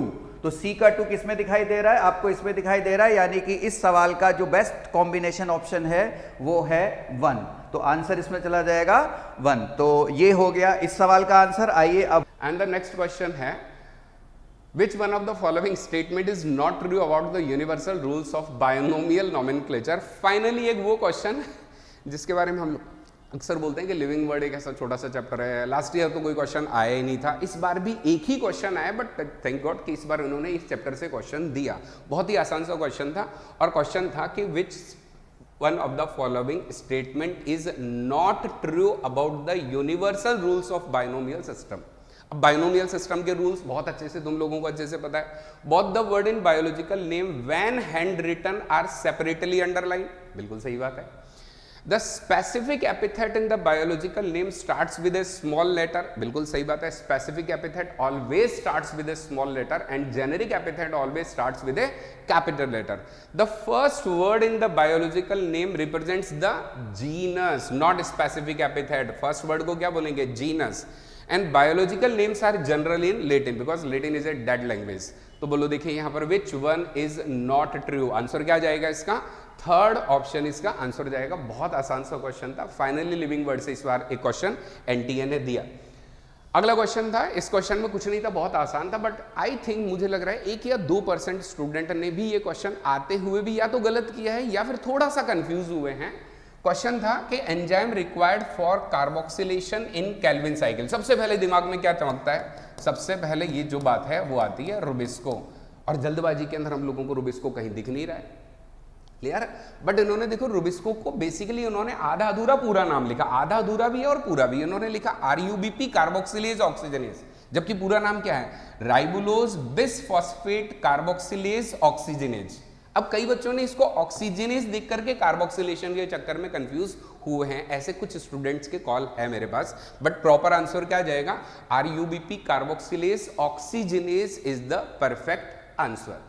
नेक्स्ट वन क्वेश्चन जो रहेगा इसके अंदर, वो नेक्स्ट क्वेश्चन था आपके एनाटॉमी सेगमेंट से। एनाटॉमी सेगमेंट से कम ही क्वेश्चन आए हैं, 1 या 2 क्वेश्चन हैं, और उन क्वेश्चंस में एक क्वेश्चन उन्होंने डायरेक्टली पूछा है कि floral formula of Solanaceae family. पहले तो मैं एनाटॉमी मॉर्फोलॉजी वाले सेगमेंट से एक बात बोलूँ बच्चों को, बहुत सारे बच्चों के दिमाग में एक एरर चल रहा था, और सर वो पुरानी एनसीईआरटी, वो एक्स फैमिली से क्वेश्चन आ रहे हैं, वाई फैमिली से, ऐसी किसी फैमिली से कोई क्वेश्चन नहीं आया जो एनसीईआरटी में नहीं है। अभी भी वही क्वेश्चन दिया उन्होंने जो प्योरली एनसीईआरटी के अंदर है, और लेटेस्ट एनसीईआरटी के अंदर भी खाली सोलेनेसी के बारे में। अब सोलेनेसी के कैरेक्टरिस्टिक्स याद करो, और सोलेनेसी का फ्लोरल फार्मूला क्या रहेगा? सोलेनेसी के फ्लोरल फार्मूले के 2-3 चीजें यूनिक पॉइंट है। फर्स्ट वन कि इनके अंदर सेपल्स कैसे होंगे? फ्यूज्ड होंगे। पेटल्स कैसे होंगे? फ्यूज्ड होंगे। स्टेमन्स कभी फ्यूज्ड नहीं रहेंगे, और ये एरो किसको डिनोट करता है? ऊपर ये ब्रिज किसको डिनोट करेगा? Petals and stamens are in a fuse state, इसको बोलते हैं हम लोग एपीपेटलस कंडीशन। तो पेटल्स और स्टेमन्स फ्यूज्ड है, बट बाकी के अंदर देखो, देखिए यहां दे रखा है, बट इन्होंने यहां पर एरर क्या किया? यहां पर इन्होंने सेपल्स को फ्यूज नहीं बताया, तो सेकंड ऑप्शन नहीं हो सकता। थर्ड ऑप्शन के अंदर एपीपेटलस कंडीशन नहीं है। फोर्थ में पेटल्स और सेपल्स दोनों को फ्यूज नहीं बताया, तो आंसर कौन सा रहा? First option is the correct answer.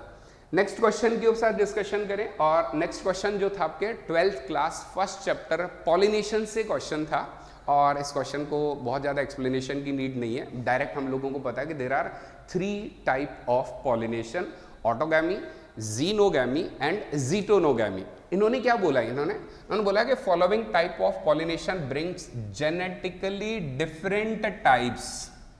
अब जेनेटिकली डिफरेंट टाइप्स बोल दिया, तो ऑप्शन 1 जो सबसे पहले कट हुआ वो ऑप्शन कौन सा है? ऑटोगैमी तो हो ही नहीं सकता। क्लिस्टोगैमी पॉलिनेशन का टाइप ही नहीं है। क्लिस्टोगैमी बेसिकली एक सेल्फ पॉलिनेशन का एक अलग टाइप की कंडीशंस थी, जिसमें हम लोगों ने बोला था flower which completely remains closed. Answer अब या तो होगा जीटोनोगैमी या फिर होगा जीनोगैमी। अब देखो जीटोनोगैमी में हम लोगों ने बोला था कि it is ecologically cross but genetically self. यहां क्या पूछा इसने? जेनेटिकली डिफरेंट, और जेनेटिकली डिफरेंट का मतलब आंसर कौन सा जाएगा? यहां पर सिर्फ जीनोगैमी परफेक्ट आंसर जाएगा आप लोगों का। नेक्स्ट क्वेश्चन के साथ चलें। अगेन वापस जो मैं पहले कह रहा था, कॉलम मैचिंग के बहुत सारे क्वेश्चन दिए, 8 क्वेश्चन कॉलम मैचिंग के दिए उन्होंने। ये क्वेश्चन कॉलम मैचिंग का प्रिपेयर किया आपके अगेन रेस्पिरेशन वाले चैप्टर से। रेस्पिरेशन वाले चैप्टर से ये सेकंड क्वेश्चन आ गया अपने पास में। एक क्वेश्चन आया था आरक्यू का, एक क्वेश्चन ये। क्वेश्चन में उन्होंने बोला है कि प्रोसेस एंड द लोकेशन, कौन सी रिएक्शन कहां पर हो रही है? तो यहां पर देखो, देखिए ग्लाइकोलिसिस कहां पर हो रहा है, ग्लाइकोलिसिस सबको पता है, ग्लाइकोलिसिस अकर्स इन साइटोप्लाज्म। अब मजे की बात बताएं, ए के साथ क्या आ रहा है, थर्ड, ए के साथ में थर्ड का ऑप्शन ही है क्या भाई, बाकी को पढ़ने की जरूरत नहीं थी अगर तुम लोगों को थोड़ा सा वहां प्रेजेंस ऑफ माइंड होती तो। ए के साथ क्या आ रहा है, थर्ड, आंसर तो क्लिक हो गया, आंसर तो हो गया, बट रिमेनिंग को चेक करो। बी के साथ क्या आ रहा है यहां पर, ईटीएस, ईटीएस कहां पर होता है, इनर माइटोकॉन्ड्रियल मेम्ब्रेन।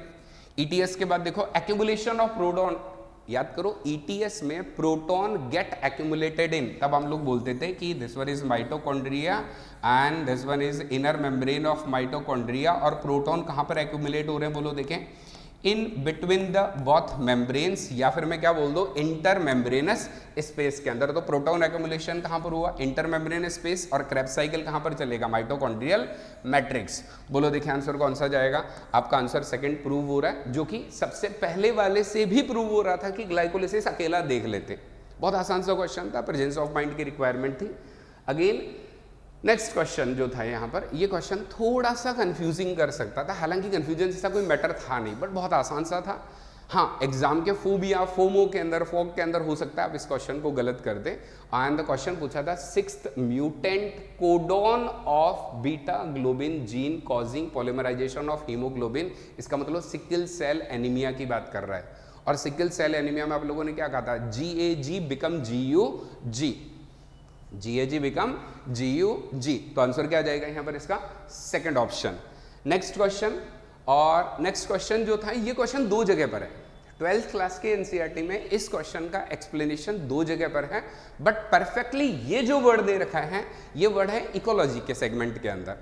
एक जगह तो हम लोग पढ़ते हैं, जब हम लोग पॉलिनेशन में पढ़ते हैं, स्यूडो कॉपुलेशन वर्ड पढ़ते हैं, वहां पर सेक्सुअल डाइसेट एक्सप्लेन किया जाता है। याद करो ऑफ्रिस और कॉल्पा का केस, तो वहां पर आप लोगों ने बोला था कि जो फीमेल, जो ऑर्किड फ्लावर है वो फीमेल वास्प के जैसे मिमिक्री करता है, वहीं पर ये वर्ड आता है सेक्सुअल डाइसेट बेसिकली। और सेक्सुअल डाइसेट किस किस के बीच में मिलती है, तो हम लोग बोलते हैं कि ऑफ्रिस और कॉल्पा, कॉल्पा का नाम है यहाँ पर बम्बल बी, इकोलॉजी वाले चैप्टर के अंदर ये परफेक्ट नेम लिखा हुआ है बम्बल बी, क्लियर। तो बम्बल बी और ऑफ्रिस, तो ये दोनों आपस में क्या करते हैं, सेक्सुअल डाइसेट। और सी एनीमोन, क्लॉनफिश, ये तो है ही नहीं, ये तो इकोलॉजी में किसके एग्जांपल हो गए, कॉमन सेलिज्म में कुकू, और ये क्या हो गए यहाँ पर ब्रूड पैरासिटिज्म में फीमेल वास्प और फिग का केस बोले हम लोग, तो ये क्या हो गया, पॉलिनेशन वाले केस में म्यूचुअलिज्म के केसेस के अंदर आएंगे। नेक्स्ट क्वेश्चन, तो इसका आंसर क्या जाएगा, थर्ड। इस सवाल में याद करिए, एम्ब्रियोलॉजी आपको पता ही है ह्यूमन रिप्रोडक्शन में पढ़ाई जाती है, तो ह्यूमन रिप्रोडक्शन में जो एम्ब्रियोलॉजी पढ़ाई जाती है वहां पर यह सवाल आपको देखने को मिलेगा। एनसीईआरटी ने मंथ वाइज डिस्क्रिप्शन लिखा हुआ है। अगर आपको एनसीईआरटी का डिस्क्रिप्शन याद हो तो पहले महीने में यानी कि फर्स्ट मंथ में हार्ट बनता है, दूसरे महीने में लिम्ब और डिजिट बनते हैं, ठीक है। बच्चा जो है मूव करता है, याद करिएगा 5th महीने में बच्चा मूव करता है। तो अगर हम इसको देखते हैं और इस लिटरेचर से कनेक्ट करते हैं तो चलिए देखते हैं। तो foetus movement start and hair on head, ठीक है। तो अब इसका ऑप्शन आप चूज कर लीजिए। लिम्ब और डिजिट किस में बनते हैं, सेकेंड मंथ में, तो सेकेंड मंथ का मतलब हो गया 8 वीक, तो ये देखिए ये रहा 8 वीक, ठीक है। अब देखिए बी का सेकंड किस किस में है, तो बी का सेकंड देखिए यहां दिखाई दे रहा है आपको, डी का 1 है ही है। अब बचा ए, फीटस मूवमेंट 5th महीने पे स्टार्ट होगा और 5वें महीने को अगर हम 4 से मल्टीप्लाई करें तो 20 हो जाता है, ठीक है। तो उस हिसाब से कर लीजिएगा, तो आंसर आपका इस हिसाब से निकल आएगा, ठीक है।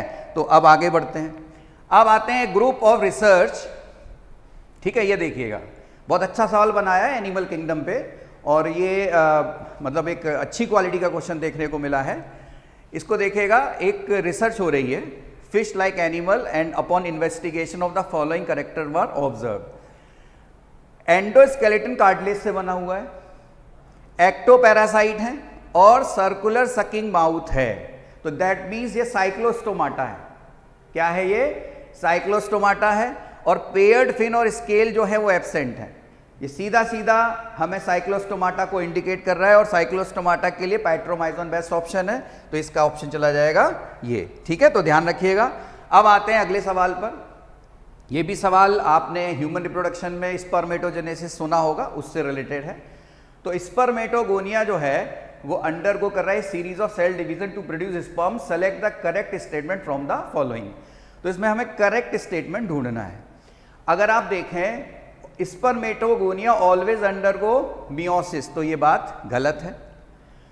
Primary spermatocyte divide mitotically to produce secondary spermatocyte, ये भी गलत बात है। तो यानी कि अब हमारे पास अगला स्टेटमेंट है, secondary spermatocyte through their second meiotic division produce haploid spermatid, तो ये बात सही दिख रही है। Spermatid produce spermatozoa through mitosis, ये भी बात गलत है क्योंकि वो प्रोसेस स्पर्मियोटिलियोसिस है। तो अब यानी कि क्या जाने वाला है इसमें, spermatid transform the spermatozoa by spermiogenesis, तो ये बात सही है। तो यानी 3 स्टेटमेंट इसमें गलत है, 2 सही हैं। सही कौन से हैं, सी और ई, तो आंसर चला जाएगा 1। क्वेश्चन नंबर स्टार्ट करते हैं 144 में what is the probability of having children with O blood group where both mother and father are heterozygous for A and B blood group respectively.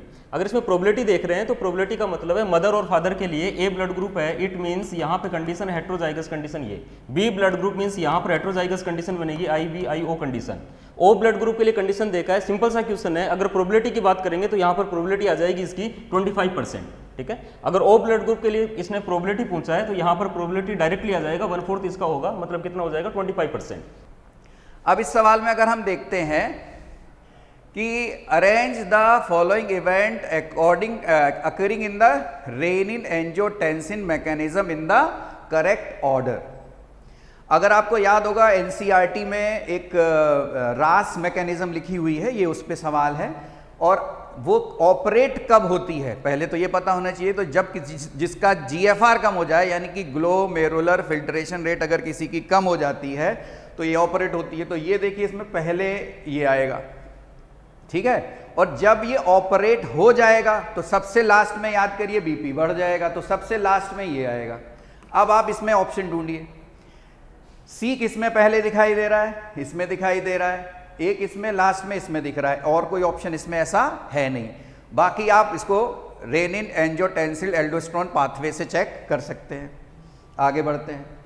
अब ये सवाल है रेस्पिरेटरी सिस्टम, और ये रेस्पिरेटरी सिस्टम जो है इसमें लिस्ट 1 और लिस्ट 2 मैच करना है आपको। इसमें कैपेसिटीज दी गई हैं, तो देखिएगा टीवी याद करिएगा 500 ये हो गई, ठीक है, और आरवी है भाई 1100 से 1200 ले सकते हैं, ये ले लिया।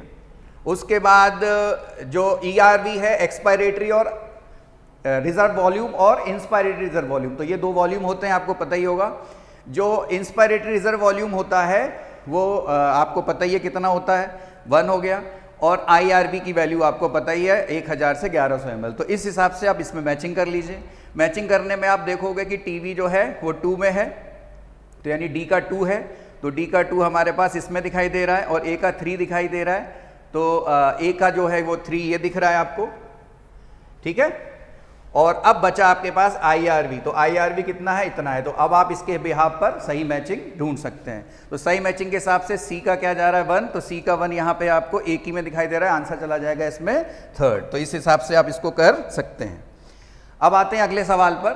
इसमें आपको रिप्रोडक्टिव हेल्थ आपने पढ़ा ही हुआ है, तो रिप्रोडक्टिव हेल्थ चैप्टर में ये मैचिंग द लिस्ट टाइप का क्वेश्चन आया हुआ है। इसमें आपने कॉन्ट्रासेप्टिव डिवाइसेस पढ़े हुए हैं, ये उसका सवाल है। तो इसमें प्रोजेस्टासर्ट ये हार्मोन रिलीजिंग आईयूडी हो गया। अब उसके बाद आते हैं मल्टीलोड 375, ये है कॉपर रिलीजिंग आईयूडी। डायाफ्राम की बात करें तो डायाफ्राम जो है एक बैरियर मेथड में आता है, और सहेली किस में आती है, ओरल कॉन्ट्रासेप्टिव डिवाइस में आती है। तो इस हिसाब से अगर हम इसको एनालिसिस करते हैं तो अब मैच करें तो ए में क्या चला जाएगा, 3rd चला जाएगा, ए में 3rd यहाँ जा रहा है और वहाँ जा रहा है। मल्टीलोड 375 की अगर हम बात करते हैं तो मल्टीलोड 375 कॉपर रिलीजिंग आईडी, तो बी का 4 होना चाहिए, तो बी का 4 यहाँ पे दिखाई दे रहा है और वहाँ पे दिखाई दे रहा है। अब बचा सी सहेली एक ओरल कॉन्ट्रासेप्टिव पिल, यानी डी का 2 होना चाहिए, तो डी का 2 हमें इसमें दिखाई दे रहा है, तो इसका मतलब इसका आंसर फर्स्ट चला जाएगा। इसी और नेक्स्ट क्वेश्चन का डिस्कशन जो रहेगा, अगेन बहुत ही आसान सा क्वेश्चन, जितनी बार आप लोगों ने इस क्वेश्चन को पढ़ा होगा आपको लगा होगा ये पढ़ाते क्यों है, बात को याद करो। The non membrane bounded cell organelle, कहानी यहीं पर आधी खत्म हो जाती है। पहले तो बताओ non membrane bounded cell organelle है कौन कौन से। माइटोकॉन्ड्रिया पर तो मेम्ब्रेन होती है, लाइसोसोम पर भी मेम्ब्रेन होती है, तो आंसर तो 2 ही बचे आपके पास में, या तो सेंट्रोसोम, इस पर मेम्ब्रेन नहीं होती है, और या फिर राइबोसोम। बट लिखा है यहाँ पर both prokaryote and eukaryote the universal cell organelle एक अकेला राइबोसोम है जो प्रोकैरियोटिक सेल और यूकैरियोटिक सेल दोनों में अवेलेबल रहता है। तो non membrane bounded cell organelle which founds in prokaryotes और यूकैरियोट्स, बहुत आंसर क्या जाएगा यहाँ पर, राइबोसोम। बहुत ही आसान सा क्वेश्चन।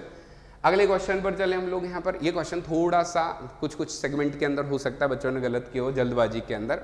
पिरामिड्स का क्वेश्चन, और अक्सर पिरामिड का क्वेश्चन बच्चे जल्दबाजी में गलत कर देते हैं। Ecological pyramid represents the relationship between the organism at different trophic levels. Clear? यहां तक थी पिरामिड की डेफिनेशन। फिर उन्होंने पूछा they are generally inverted for, direct भी पूछ सकता था कि द इन्वर्टेड पिरामिड इज। अब इन्वर्टेड पिरामिड किसका है इनके अंदर, तो इन्वर्टेड पिरामिड जब हम लोग फॉर्म करते हैं तो याद करो सी के अंदर ओशियंस में हम लोग क्या बोलते हैं, फाइटोप्लैंक्टॉन्स, फाइटोप्लैंक्टॉन्स के बाद जूप्लैंक्टॉन, जूप्लैंक्टॉन के बाद स्मॉल फिशेस और उसके बाद में लार्ज फिशेस। तो कॉन्टिन्यूसली इनका बायोमास जो है वो बायोमास क्या हो रहा है, यहाँ पर बढ़ रहा है। और यहाँ पर किसके रेफरेंस में देखो, देखिए pyramid of biomass in sea, answer जा रहा है। एनर्जी का पिरामिड कभी उल्टा हो नहीं सकता। नंबर और बायोमास का पिरामिड ग्रासलैंड के अंदर हमेशा सीधा बनता है यहाँ पर, तो इसके भी अंदर आंसर क्या जाएगा, पिरामिड ऑफ बायोमास इन सी जो रहेगा वो हमेशा कैसा रहेगा, आपका इन्वर्टेड पिरामिड रहेगा। अब आते हैं अगले सवाल की तरफ। अगला सवाल एनिमल किंगडम से रिलेटेड आया हुआ है, और एनिमल किंगडम में आपने सुना होगा फ्लाइटलेस बर्ड्स। तो फ्लाइटलेस बर्ड जिसमें कि 4 लिम्ब पैडल लाइक हो जाए, ये सवाल है। अच्छा सवाल है। तो इसमें आपको पता ही है पेंगुइन ऐसा करती है, यानी एप्टिनोडाइटिस ऐसा शो करती है, उसमें जो 4 लिम्ब होते हैं वो कन्वर्ट हो जाते हैं पैडल लाइक स्ट्रक्चर में। तो ये इसका आंसर हो गया। अब आते हैं अगले मुद्दे पर। उसके बाद आते हैं 151 जो क्वेश्चन है उस पर। ये भी एक लिस्ट मैच टाइप का सवाल है। इस बार लिस्ट मैच टाइप के सवाल बहुत सारे आए हुए हैं, एनालिसिस कर लीजिएगा अच्छे से। अब इसमें लिस्ट 1 में बायो एक्टिव मॉलिक्यूल और लिस्ट 2 में इंपॉर्टेंस उनकी लिखी हुई है। ये माइक्रोब्स एंड ह्यूमन वेलफेयर से आया हुआ सवाल है। स्टेप्टोकाइनेज याद करिएगा, ये हम ब्लड क्लॉट हटाने में इस्तेमाल करते हैं। स्टैटिन जो है, ठीक है, स्टैटिन जो है याद करिएगा ये कोलेस्ट्रॉल को कम करने के काम में आता है। लाइपेजेस जो होते हैं वो डिटर्जेंट बनाने के काम में आते हैं, और साइक्लोस्पोरिन ए इम्यूनोसप्रेसिव एजेंट की तरह काम करता है। तो अगर हम इसको मैच करते हैं तो क्या पाते हैं, ए को मैच करना है किससे, ए को मैच करना है 2 से, तो ए से मैच 2 हो रहा है यहाँ पर। और अगर हम डी से मैच कराएं तो डी से मैच हो रहा है 1, यानी कि यहाँ पर।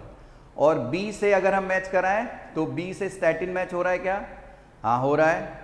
और सी से 4 मैच हो रहा है क्या, सी से 4 मैच हो रहा है, ठीक है, हाँ हो रहा है। तो यानी कि ऑप्शन चला जाएगा 1। तो इस हिसाब से आप ये सवाल कर सकते हैं। और paper was easy to moderate. तो देखिए जो क्वेश्चन हमारे सामने है वो ये बोल रहा है, choose the correct statement regarding cell organelle and their inclusions. The endomembrane system, अच्छा एंडोमेम्ब्रेन सिस्टम के अंदर आप जानते हैं एंडोप्लाज्मिक रेटिकुलम आता है, गोल्जी बॉडीज आती है, लाइसोसोम आता है और वैक्यूल आता है। तो यहाँ पे क्या लिखा है, include Golgi complex, endoplasmic reticulum और माइटोकॉन्ड्रिया। तो माइटोकॉन्ड्रिया होने के कारण ये वाला स्टेटमेंट गलत हो जाता है। Rough endoplasmic reticulum bears ribosome on it surface, बिल्कुल सही है। Both mitochondria and plastids have circular DNA, तो बिल्कुल सही बात है, सर्कुलर डीएनए होता है इनके अंदर। Network of microtubule microfilament intermediate filament present in the cytoplasm is called cytoskeleton, बिल्कुल सही बात है। Mitochondria is a single membrane bound structure, तो बेटा ये गलत हो गया, सिंगल मेम्ब्रेन नहीं डबल मेम्ब्रेन बाउंड स्ट्रक्चर होता है, तो ये वाला स्टेटमेंट गलत हो जाता है। तो करेक्ट क्या हो गए, बी, सी और डी, यानी कि 4th। ठीक है, नेक्स्ट क्वेश्चन की बात करते हैं बच्चों। इसने कहा select the set of fish which belong to class osteichthyes. Osteichthyes fish के अंदर बात करते हैं तो यहाँ पे ऑप्शंस देखते हैं। डेविल फिश की बात करेंगे, डेविल फिश यहाँ पे नहीं आएगा, ये डेविल फिश वाला ऑप्शन। यहाँ पे ये सीपिया कटल फिश है, ये भी नहीं होगा। स्टार फिश है, स्टार फिश भी ये नहीं होगा, इकाइनोडर्मेटा है। यहाँ पर ये बेटा फ्लाइटिंग फिश होगा, यहाँ पर ये एंजल फिश है एंड फाइटिंग फिश, ठीक है। ये फ्लाइंग फिश है टेरोफिलम, ये बेटा फाइटिंग फिश है और ये टेरोफिलम एंजल फिश, ये ओस्ट्रिकथीज के एग्जांपल हैं। ये वाला कॉन्ड्रिकथीज है, ये भी नहीं होगा, ये वाला भी कॉन्ड्रिकथीज नहीं होगा। तो अगर करेक्ट ऑप्शन देखें तो करेक्ट ऑप्शन होगा यहाँ पर आंसर 3rd, ठीक है। In a population of grass hopper the chromosome number of some member is 23 and some other member possess 24 chromosome. अब बेटा आप लोग एक बात जानते होंगे कि ग्रास हॉपर जो होता है इसके अंदर आपको XO प्रकार का सेक्स डिटर्मिनेशन देखने को मिलता है, यानी कि फीमेल के अंदर आपको ज्यादा नंबर ऑफ क्रोमोसोम देखने को मिलेंगे और मेल के अंदर आपको एक क्रोमोसोम कम देखने को मिलेगा। तो यहां पे अगर हम देखें तो बोल रहा है कि the 23 and 24 chromosome bearing member in the species are, तो 23 यानी कि कम कौन हो जाएंगे मेल, और 24 यानी कि ज्यादा कौन हो जाएंगे फीमेल, यानी कि डायरेक्ट आंसर क्या हो गया, फोर्थ। नेक्स्ट क्वेश्चन देखते हैं, WBC count of a person blood sample इन 8000। देखिएगा अगर WBC काउंट देखते हैं, इओसिनोफिल की बात करते हैं तो इओसिनोफिल और लिम्फोसाइट का इन्होंने परसेंटेज की बात करी है सैंपल के अंदर। इओसिनोफिल और लिम्फोसाइट का परसेंटेज होता है 20-25%, 20% और 25% के बीच में। लिम्फोसाइट का 8000 का अगर 20% देख रहे हैं तो डायरेक्ट आंसर आ जाएगा यहाँ पर ये वाला।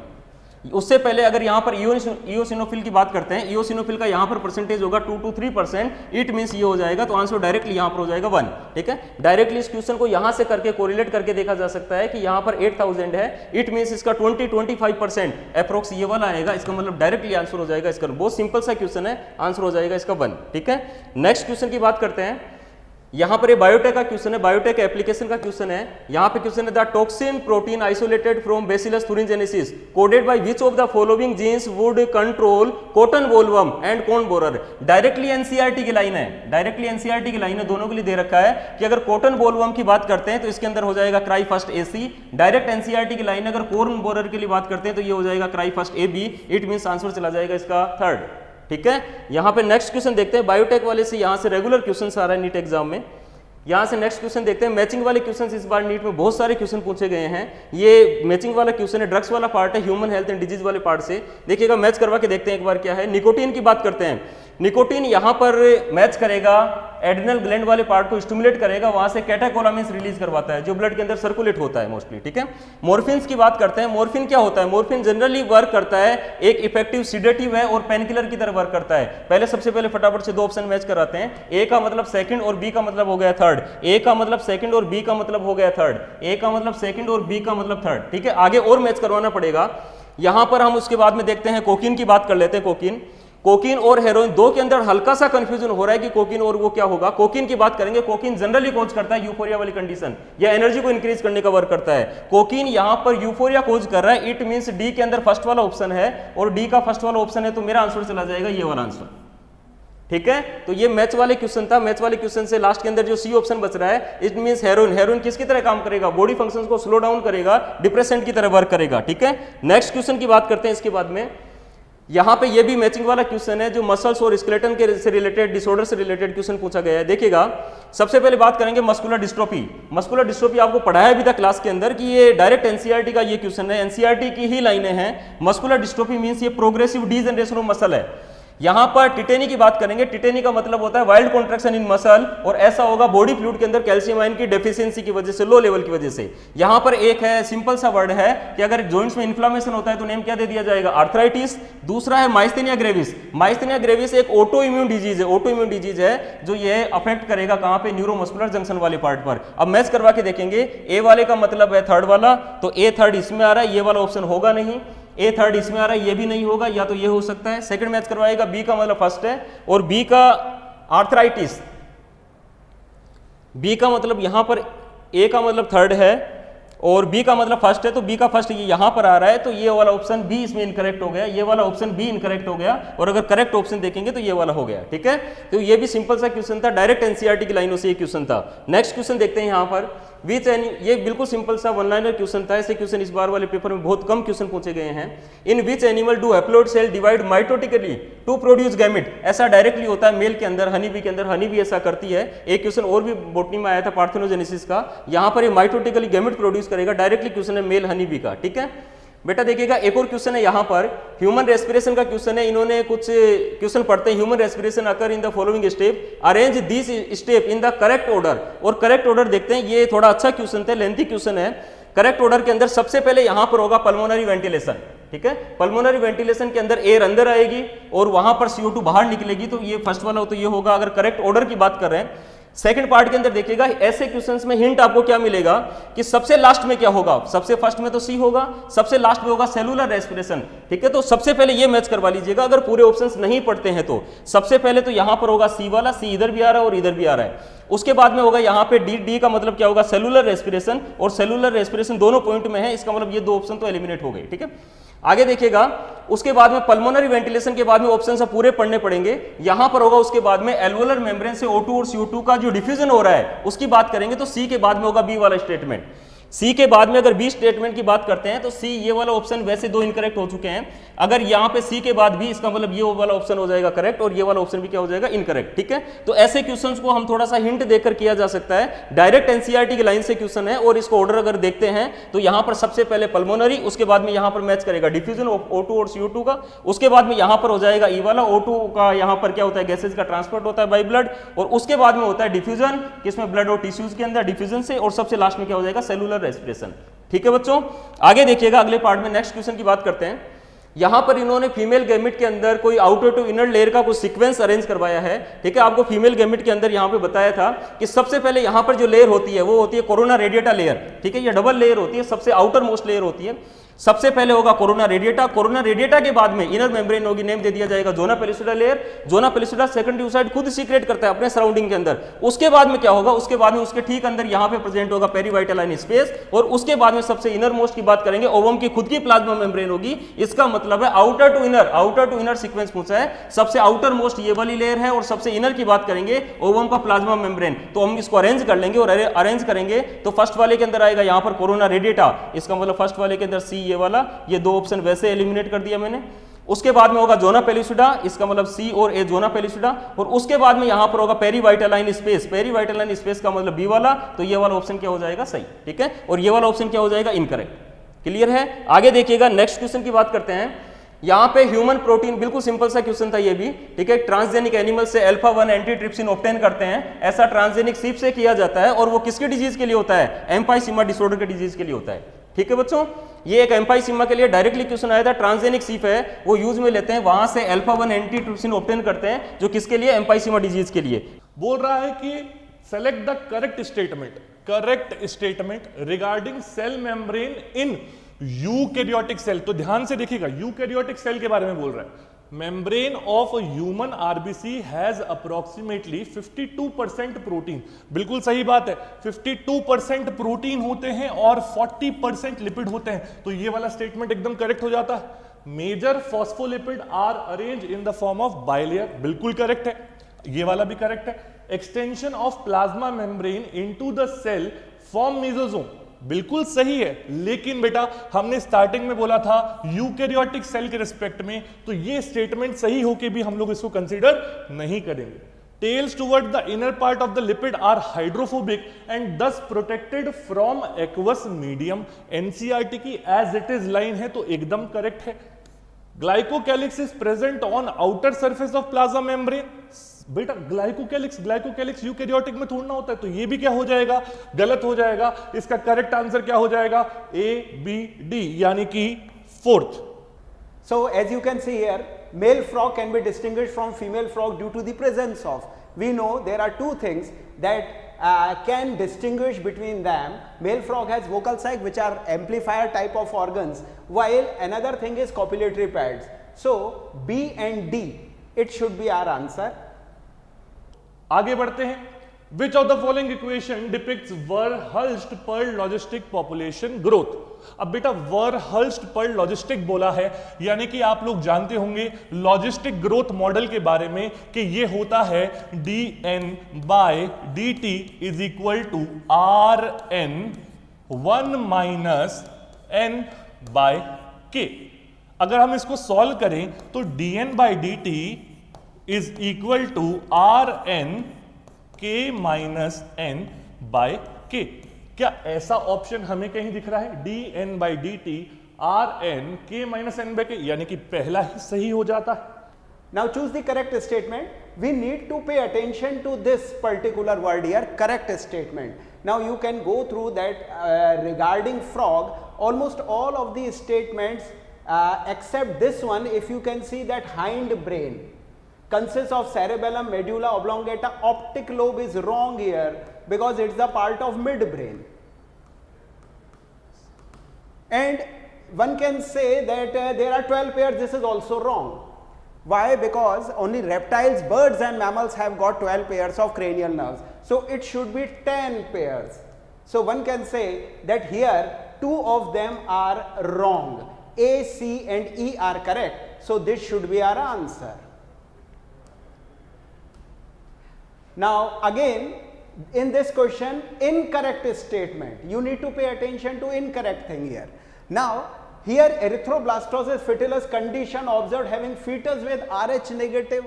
No, fetus should be Rh positive while mother is Rh negative. So this is incorrect here. And in the last option you can see last statement, this E1. Erythroblastosis fetalis can be avoided by administering anti-Rh antibodies to the mother immediately after the delivery of second is wrong here.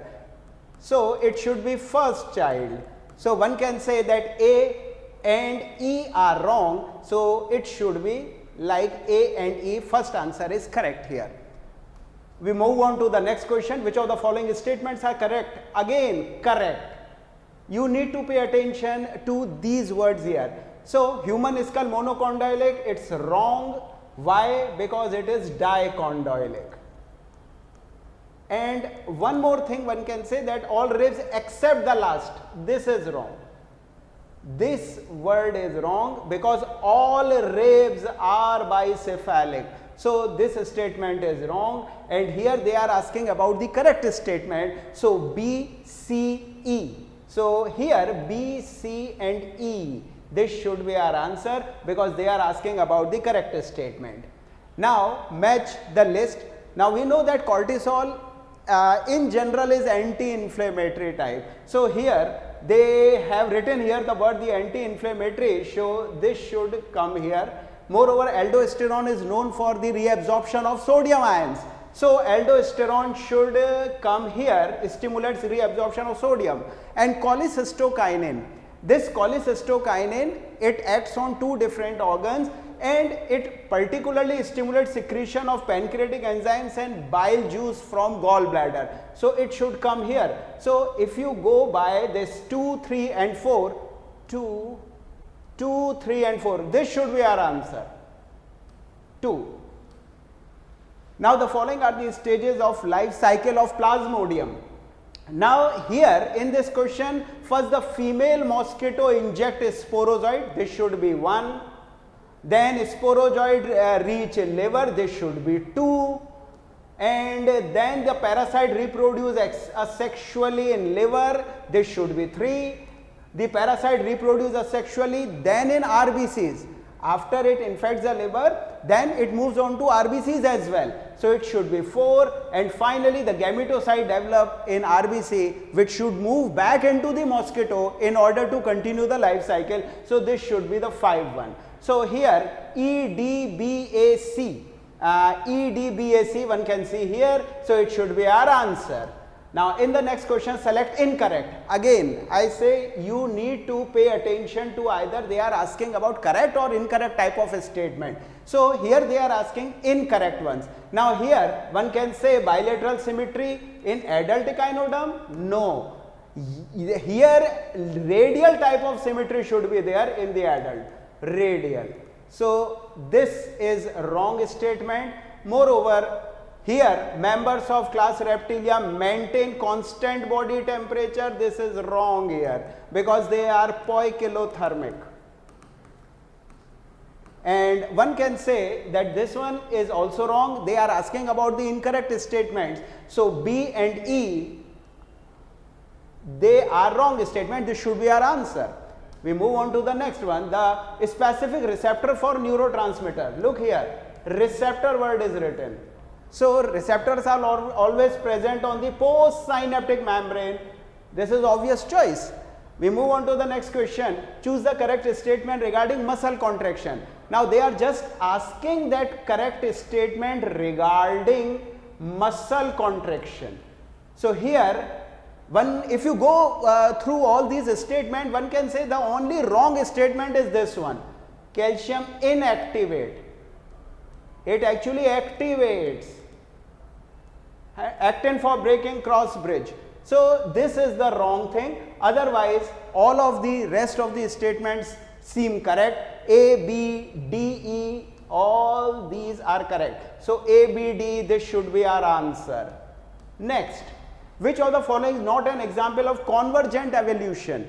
Now, if you see not an example, so it must be divergent evolution.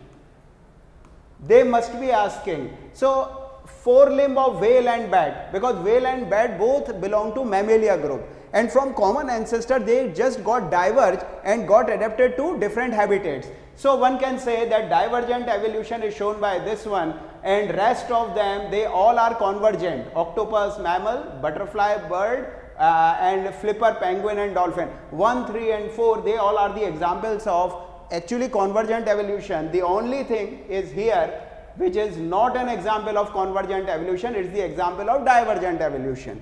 We move on to the next question. Juxtaglomerular apparatus is a spatial sensitive region. Now remember, DCT wall, the wall of DCT has got macula densa cells.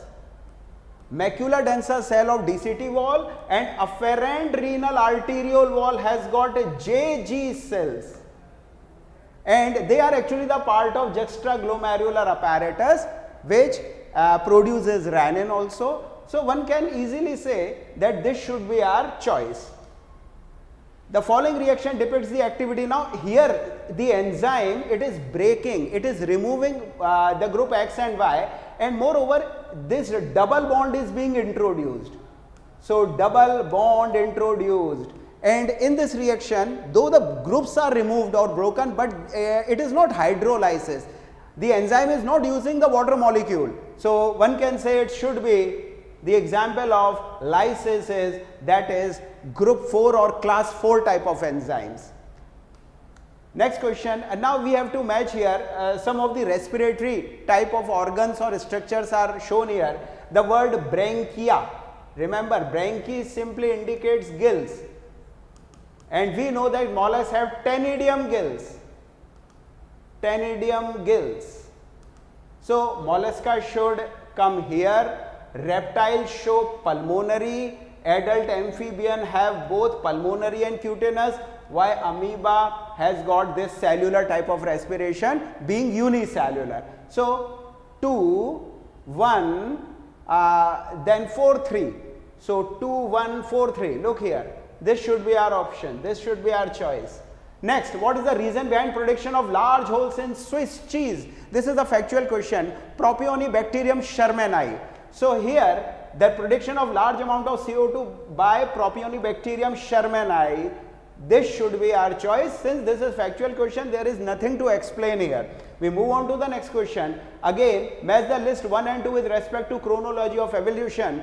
We all know that 65 million years ago a meteorite hit the earth, and this results into the dinosaurs suddenly disappeared. And 500 million years ago means around the Paleozoic time, the invertebrates were formed, and about 350 million years ago the jawless vertebrates, they came onto the earth, and about 320 there was seaweeds and a few plants. So 2, 4, then 1, 2, it should be 4, then 1 and 3.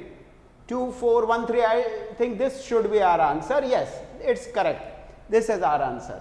So this is all for today. Thank you. आगे बढ़ते हैं. Choose the correct statement regarding population interaction between two species. अब देखिए, in both parasitism and commensalism, parasitism में एक को फायदा होता है और दूसरे को नुकसान होता है. commensalism में एक को फायदा लेकिन दूसरे को फर्क नहीं पड़ता, यानी कि +0. लेकिन इसमें क्या बोल रहा है? Only one species benefits and the other species is harmed. तो ये क्या हो जाता है? गलत.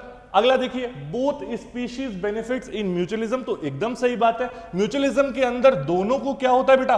फायदा होता है. Both species benefits in commensalism. अभी हमने देखा कमेंसलिज्म में एक को फायदा और दूसरे को फर्क नहीं पड़ता. तो ये वाला भी क्या हो गया? गलत. In parasitism, only one species benefits and the other species is harmed. तो हाँ, बिल्कुल सही हो जाता है. देखिए, अभी हमने थोड़ी देर पहले डिस्कस किया, in एमेंसेलिज्म one species is harmed and the other is unaffected। तो बिल्कुल सही बात है, एमेंसेलिज्म में एक को नुकसान होता है और दूसरे को फर्क नहीं पड़ता। यानी कि यहां पे स्टेटमेंट कौन कौन से सही हो गए, बी, डी और ई। फोर्थ नंबर वाला ऑप्शन हमारा एकदम करेक्ट ऑप्शन है।